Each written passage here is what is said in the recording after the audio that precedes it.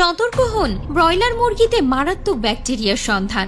জনস্বাস্থ্য এখন ঝুঁকির মুখে। কে জানে আপনিও হলে হতে পারেন ব্রয়লারের ব্যাকটেরিয়ার আন্ডারে। বর্তমানে ব্রয়লার মুরগি যেন এক বিশাল আতঙ্কের নাম। সম্প্রতি ব্রয়লার মুরগিতে আলবার্টি নামক মারাত্মক একটি ব্যাকটেরিয়ার সন্ধান পাওয়া গেছে, যা জনস্বাস্থ্যের জন্য বড় হুমকি হয়ে দাঁড়িয়েছে। দেশের 4টি জেলার 17টি ব্রয়লার মুরগির নমুনায় এই ব্যাকটেরিয়ার অস্তিত্ব নিশ্চিত হওয়া গেছে। বাংলাদেশ কৃষি বিশ্ববিদ্যালয়ের অধ্যাপক ডক্টর জাহিদুল হাসানের গবেষণায় উঠে এসেছে এই চাঞ্চল্যকর তথ্য। শুধু জীবিত মুরগিতেই নয়, ময়মনসিংহ অঞ্চলের বেশ কয়েকটি বাজারের মুরগির মাংসতেও এই ব্যাকটেরিয়ার উপস্থিতি পাওয়া গেছে। ইশেরিশিয়া আলবার্টি বা আলবার্টি, যা মূলত কোলাই ব্যাকটেরিয়ার একটি বিপজ্জনক রূপ। এর আগে জাপানের কয়েকটি মুরগির খামারে শনাক্ত করা হয়েছিল। বিশেষজ্ঞরা বলছেন এই ব্যাকটেরিয়া মানবদেহে প্রবেশ করলে ডায়রিয়া থেকে শুরু করে মারাত্মক কিডনি জটিলতা পর্যন্ত হতে পারে। তাদের ধারণা, সংক্রমিত ব্রয়লার মুরগির মাংস খাওয়ার মাধ্যমে এই জীবাণু ছড়াচ্ছে। গবেষণায় আরো দেখা গেছে, মুরগি প্রসেসিং করার সময় স্বাস্থ্যবিধি না মানার কারণে এই ব্যাকটেরিয়া দ্রুত ছড়াচ্ছে।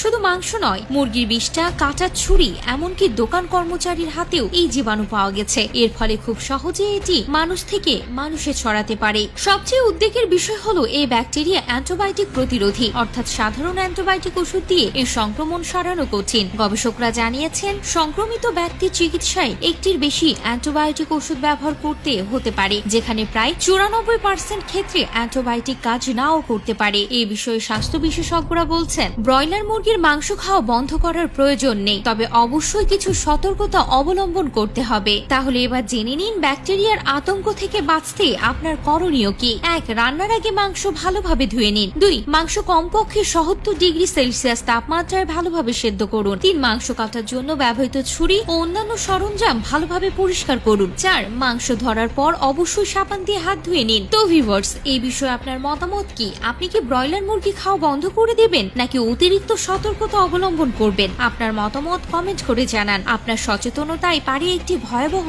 স্বাস্থ্য ঝুঁকি থেকে বাঁচাতে। আজকের ভিডিও এখানেই শেষ হচ্ছে। দেখা হবে খুব শীঘ্রই। সে পর্যন্ত ভালো থাকুন, সুস্থ থাকুন। ধন্যবাদ।